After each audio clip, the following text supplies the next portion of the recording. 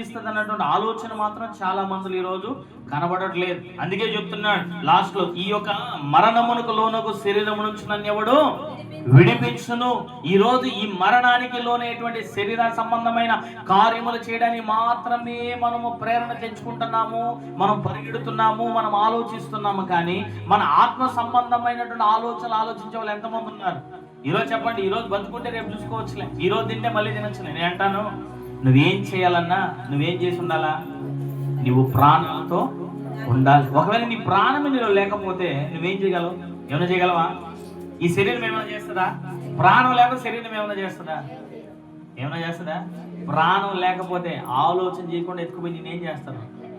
ఏడా మట్లగా అంటే అర్థం ఏమని? నీలో ప్రాణం లేకపోతే నువ్వు ఎవరివి? ఏంటి ఆ ప్రాణం? ఆ ప్రాణం ఏంటి? ఆ ప్రాణం అనేది ఏంటి? ఇప్పుడు చెప్పాలి మీరు, ఏంటి ఆ ప్రాణం? ప్రాణము అని అంటున్నాం కదా, మనలో ప్రాణం లేకపోతే మనం ఎందుకు పనికిరాము అంటున్నామే. ఆ ప్రాణం ఏంటి? ఏంటది? అది లేకపోతే నువ్వు ఎందుకు పనికిరావు? ఏంటది? నిన్ను పనికొచ్చేట్టుగా చేయనది ఏదో ఉన్నది. ఏంటది? దేవుడు నీలో ఉంచినటువంటి తన యొక్క ఆత్మ మాత్రమే. ఆ ఆత్మ నీలో లేకపోతే నువ్వు ఎందుకు పనికిరానటువంటి ఒక మట్టివే గాని నీ వల్ల ఎందుకు ఎవరికి ఉపయోగము ఉండదు. నిన్ను కన్న వారికి కానీ, ఒకవేళ నిన్ను కట్టుకున్న వారికి కానీ, నిన్ను తెచ్చుకున్న వారికి కానీ, ఇంకా చెప్పాలి అంటే నీతో కలిసి జీవిస్తున్నా, స్నేహం చేస్తున్నా అందరికీ కూడా నీలో ఆ యొక్క కంటెంట్ అని అనగా ఆత్మ అనబడినటువంటి దేవుడికి ఇచ్చినటువంటి ఆత్మ నీలో లేకపోతే నువ్వు ఎవరికి కూడా ఏం చేయమంట? పనికి రావు. ఈరోజు నిన్ను పనికొచ్చేగా నిన్ను ఉంచింది ఎవరు? అంటే చెప్పాలి, ఎవరు? అంటే చెప్పాలి. ఈరోజు ఒక మంచి సందేశం ఉంది. ఇప్పుడు నువ్వు పనికొచ్చేగా నిన్ను మార్చింది ఎవరు? నువ్వు కదిలేటట్టు చేసింది ఎవరు? నువ్వు ఆహారం తినేటట్టు చేసింది ఎవరు? నువ్వు ప్రతిదాన్ని కూడా ఈరోజు నేను ఉనికి కలిగినా, నేను చెల్లిస్తున్నాను, నేను బ్రతికున్నానంటే కారణం ఎవరు? మరి ఇంతగా నిన్ను ప్రేమించి, నిన్ను బలపరిచి, నిన్ను హెచ్చించి, నిన్ను కాపాడుతున్న దేవుడికి తిరిగి నువ్వు ఏమి చేయగలుగుతున్నావు? తిరిగి నువ్వు ఏమి దేవుని సముఖంలో కనపరచగలుగుతున్నావు? నేను బ్రతికిస్తున్నా, నేను ప్రాణాలను నీలో ఉంచినా, నీకు ఆత్మనిచ్చినా, ఈ దినాన్ని నిన్ను నడిపిస్తున్నా, ఈ దినాన్ని నేను ముందుకు కొనసాగిస్తున్నా, జీవము కలిగిన దేవుని సముఖములో ఉన్నటువంటి నీవు ఆత్మయనబడినటువంటి దేవునికి ఏ రీతిగా నువ్వు ఉపయోగపడుతున్నావు? ఒకవేళ నీలో నీవు అనుకుని బాధపడుతూ, ఇబ్బంది పడుతూ, కష్టపడేటువంటి పరిస్థితిలో ఉన్నావు, కానీ ఆ పరిస్థితుల నుంచి నిన్ను విడిపించగలిగిన దేవుని వైపు నీవు చూడగలుగుతున్నావా? అపోస్తలుడైన పౌలు గారు అంటున్నా, ఇదిగో ఈ పరిస్థితిలో నుంచి నన్ను తప్పించగలిగిన వాడెవరు? ఈ స్థితిలో నుంచి నన్ను మార్చగలిగిన వాడెవరు?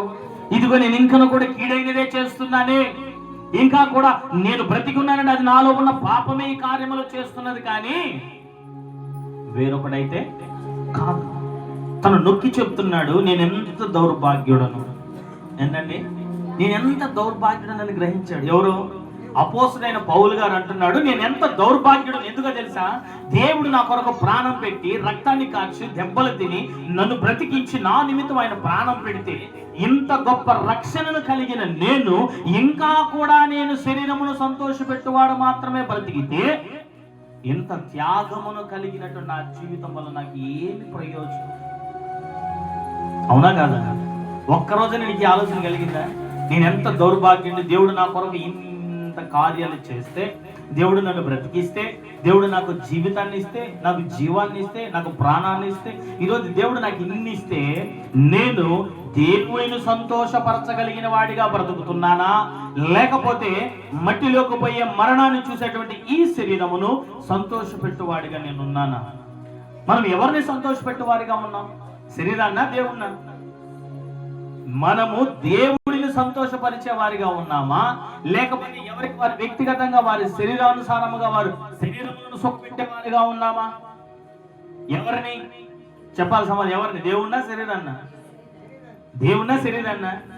నిజాన్ని ఒప్పుకోవాలి. శరీరమా, దేవుడా? శరీరమే.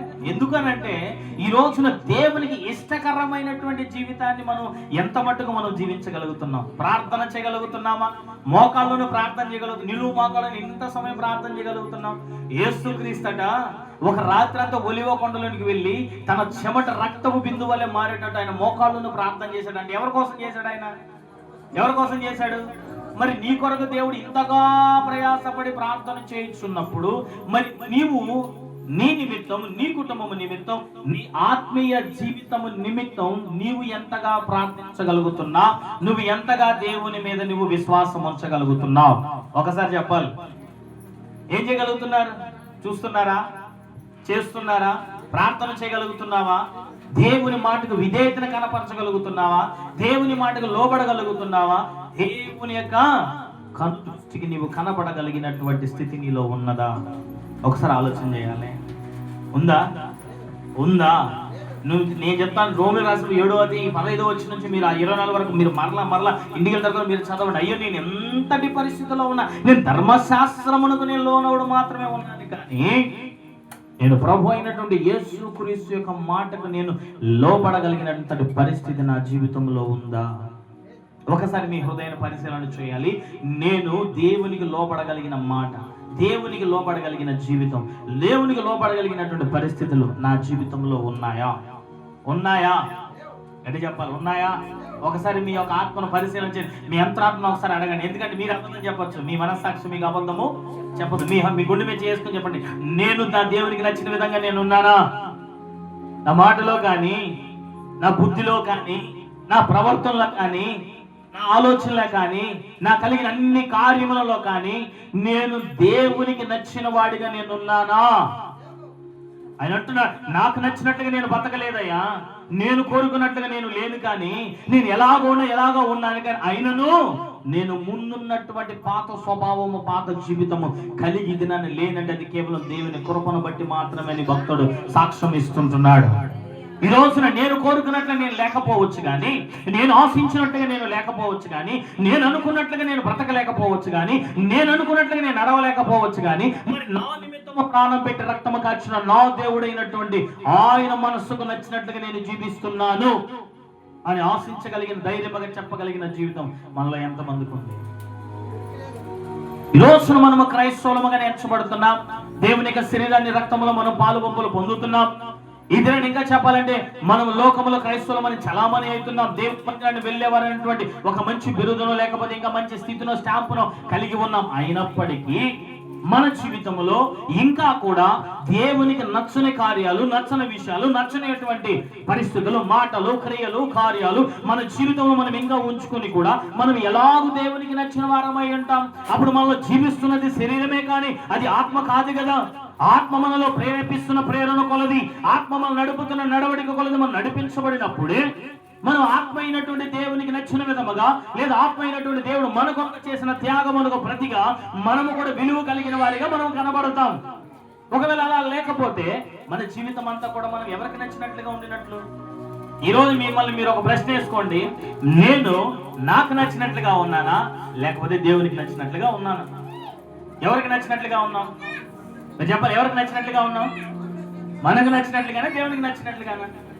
ఎవరికి నచ్చినట్లుగా?